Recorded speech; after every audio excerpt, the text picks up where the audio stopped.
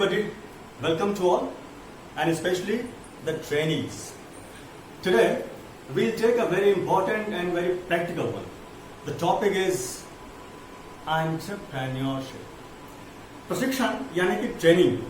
हम जब ट्रेनिंग की बात करते हैं तो उसका एक सबसे बड़ा उद्देश्य होता है स्वावलंबन, यानी कि अपने पैरों पर खड़ा होना. आप अच्छी तरह समझते हैं जब हम कहते हैं अपने पैरों पर खड़ा होना, यानी कि स्वावलंबी बनना, सेल्फ एम्प्लॉयमेंट. यही उद्देश्य है हमारे प्रशिक्षण का कि हम स्किलफुल होते हैं और अपने खुद का कोई रोजगार या उद्यम स्टार्ट करते हैं. So the unit is entrepreneurship. Let's pronounce this. कई बार हम इसका गलत उच्चारण करते हैं, जो प्रोनाउंसिएशन है वही गलत होता है और फिर हम उसको पढ़ के खत्म भी कर डालते हैं और बहुत सारी गलतियां हो जाती है. So it's very very very easy. हम जब इसको 4 भाग में बांट लेते हैं तो आपको आसानी होगी इसको प्रोनाउंस करने में. ई लिखा है मगर ये ई का उच्चारण यहाँ पे ए नहीं होगा. ये है एंटरप्रेन्योरशिप. एंटरप्रेन्योर. एक बार आप मेरे साथ बोलकर देखिए. Entrepreneur. Let me explain you.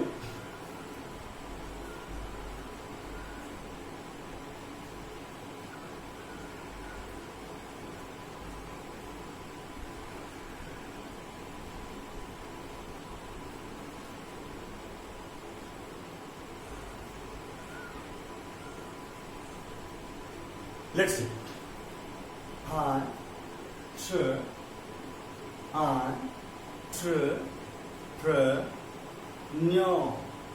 Entrepreneur. Stress is here. Second syllable word. The syllable is on the second part of this word. Entrepreneur. So, entrepreneur. Entrepreneur. Let me explain you.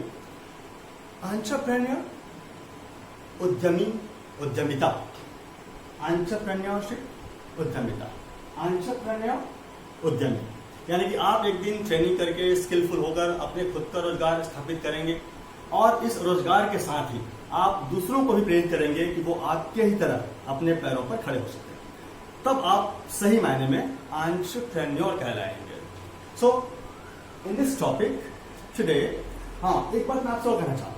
कई बार होता यह है कि हिंदी मीडियम से आया हुआ विद्यार्थी या ट्रेनी ये समझता है कि मैं इसे कैसे उच्चारण करूंगा. तो आपके पास एक बहुत बड़ी शक्ति है. जितने हिंदी मीडियम वाले हैं उनके इंकरेजमेंट के लिए कह रहा हूं कि आपके पास तो 52 अक्षरों की शक्ति है. हिंदी में 26 लेटर्स हैं, 5 वॉवेल्स हैं, 21 कॉन्सोनेंट्स हैं और उनके 44 साउंड्स हैं. लेकिन अगर आप हिंदी की बात करें तो हिंदी में प्रमाणिक तौर पर देवनागरी लिपि में 52 अक्षरों को हम जानते हैं, जिनमें से 45 को तो हम प्रयोग करते ही हैं. भाई 13 या 14 स्वर हैं, उसमें एरिया अगर निकाल दिया जाए हम 12 खड़ी पढ़ते हैं तो 13 स्वर हैं. साथ ही इसमें जो अक्षरों की जो बनावट है या जो संरचना है बहुत ही बेहतरीन है. हिंदी मीडियम से आए जो लोग हैं जो समझते हैं कि हम अंग्रेजी का उच्चारण नहीं कर पाएंगे, उनके लिए बता रहा हूं. उनके पास उच्चारण का एक बहुत बड़ा समृद्ध उनके पास एक धरोहर है. वो जब पढ़ते हैं क ख ग ग अंगा च छ ज झ इया ट ठ ड ढ ण त थ द ध न प फ ब भ म, ये स्पर्शी व्यंजन. फिर य र ल व ये अंतस्थ. फिर श श स ह ये उष्ण. इसके अलावा संयुक्त अक्षर है अक्षर ज्ञ ढ़ और ढ़ हम जानते ही हैं. इतना समृद्ध उच्चारण आपके पास में है और आप, मुझे लगता है कि I am from Hindi medium, I am proud to be and you should also. So आप हिंदी मीडियम के हैं तो ये मत समझिए कि आपको इसका उच्चारण में बहुत तकलीफ होगी. हो सकता है कि आप इसको और अच्छी तरह एग्जाम्पल से या अपने हिंदी मीडियम वाला उच्चारण कर भी लेता है और उसको सिखा भी सकता है. So I am very confirm that you will learn and one day you will make others learn how to pronounce entrepreneurship. So today under this unit we'll learn SWOT analysis.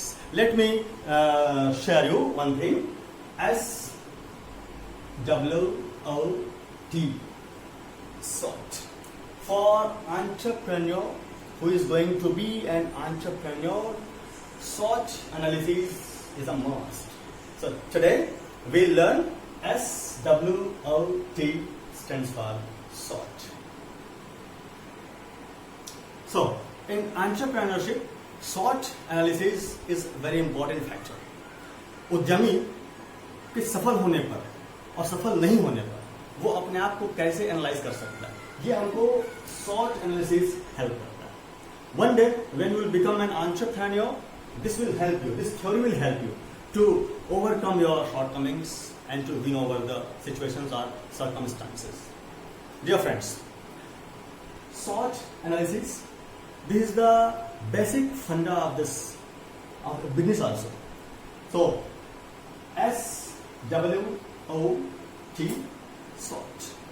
Let's abbreviate. S for strengths, शक्तियां, आपके strong points.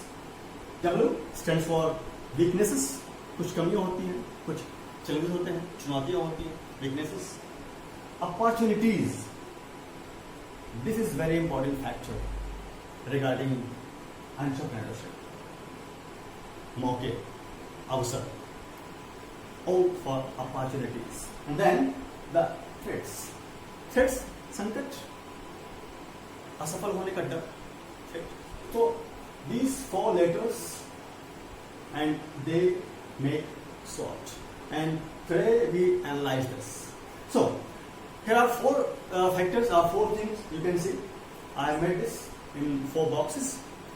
और हम इन चारों को अलग अलग category में पहले बांट लेते हैं, आपको समझने में बहुत आसानी होगी. इनमें से 2 इंटरनल फैक्टर्स हैं, इंटरनल ओरिजिन हैं इनके, स्ट्रेंथ एंड वीकनेसेस.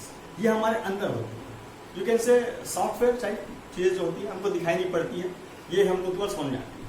तो strength and weakness, they are the internal origin. And opportunities and threats, ये हमको बाहरी दुनिया से, बाजार से, बिजनेस के मैदान में आएंगे तो बाजार से, या रोजगार के हम जब हाथ पैर जब धुनते हैं, यानी कि हम जब स्ट्रगल करते हैं, तो उस दौरान हमको अपॉर्चुनिटीज और थ्रेट्स सामने आते हैं. ये एक्सटर्नल ओरिजिन है. इन्हीं को हम कहें, इनमें से 2 जो है strength and opportunities, they are quite positive. ये क्वाइट हमको हेल्प करते हैं, they are helpful in our business, on your entrepreneurship. And 2 harmful things, if you not agree with this harmful, you can also negative, or you can challenges, weakness and threat. So strength, simply हम इसको इस तरह से कर सकते हैं कि आप अपनी शक्तियों को पहचानिए. उन शक्तियों को पहचानकर आपको क्या शक्ति आपके अंदर है जो आपको आगे बढ़ने में आपको सहायता करती है, उसको आप मानिए, ब्रशअप कीजिए, स्ट्रेंथ. और आपके अंदर उसी समय जो वीकनेसेस हैं, जो चुनौतियां हैं, कुछ चुनौतियां होती है, हम डर जाते हैं, घबरा जाते हैं, दूरदर्शी नहीं होते हैं, कुछ चीजों डर लगता है, कुछ चीजें समझ में नहीं आती है, अंडरस्टैंडिंग की प्रॉब्लम होती है, ट्रेनिंग में कमियां है. वो सब कमियां हैं जिसको हमको दूर करना है. स्ट्रेंथ को संभालना है, चमकाना है, वीकनेस को दूर करना है. सबसे पहले पहचान करनी पड़ेगी आपकी वीकनेस की, तो पहचान कर उसको दूर करना है. और फिर सही अवसर जैसे आती है, समंदर में हर एक के नाम की लहर आती है, आवश्यकता है अपने नाम के आए हुए लहर को पहचानने की और उसको पकड़ने की, और सही वक्त पर जो सही निर्णय ले, सही वक्त पर the right decision at right time. Opportunities, इसको पकड़िए, फिर आपको असफल होने का थ्रेट नहीं रहेगा. थ्रेट यानी कि डर, यानी कि संकट, यानी कि खतरा. स्ट्रेंथ को पहचानिए, स्ट्रेंथ को आप पॉलिश कीजिए, स्ट्रेंथ को बढ़ाइए, वीकनेस को पहचानिए, दूर कीजिए. इनके आधार पर सही मौके पर सही निर्णय लीजिए, सही अवसर पर अपॉर्चुनिटी आप पाएंगे, आपको मिलेंगी, और उसके आधार पर आपको असफल होने का थ्रेट, चुनौतियां आपसे दूर भागेंगी, यानी कि आप पूरी तरह सफल होंगे. यह है SWOT एनालिसिस. एक सफल उद्यमी, एक सही जो एंटरप्रेन्योर है, वो SWOT एनालिसिस करके अपने करियर में आए बाधाओं को दूर करता है और सफलता के एक नए मुकाम पर अपने आप को स्थापित करता है. एंटरप्रेन्योर आप बन सकते हैं, आप बन सकते हैं, आप सही बन सकते हैं. और आप जब एंटरप्रेन्योर बनेंगे तो आप दूसरों को भी स्वावलंबी होने के लिए, यानी कि सेल्फ एम्प्लॉयमेंट के लिए प्रेरित भी करेंगे, और तभी आप सही मायने में एंटरप्रेन्योर कहलाएंगे. So today's topic what we dealt with SWOT analysis. And somehow I encouraged you that if you are from Hindi medium, there is nothing to worry. आप बहुत अच्छी अंग्रेजी बोल सकते हैं, बहुत अच्छा उच्चारण आप कर सकते हैं, क्योंकि आपके पास में शब्दों की शक्तियाँ हैं, उच्चारण की शक्तियाँ हैं. अपने आप को अभी इंफीरियर मत समझिए, आप बहुत अच्छा कर सकते हैं. बस आपको इन चीज़ों को अच्छी तरह समझकर एक बार डिस्कशन करने की आवश्यकता है. So today's the session ends here. Hope कि आपको अच्छी तरह समझ में आया होगा. उम्मीद करता हूँ कि इस SWOT एनालिसिस को केवल उद्यमी ही नहीं, आप जीवन के हर एक फील्ड में इसका प्रयोग करेंगे और सफल होंगे. Thank you very much.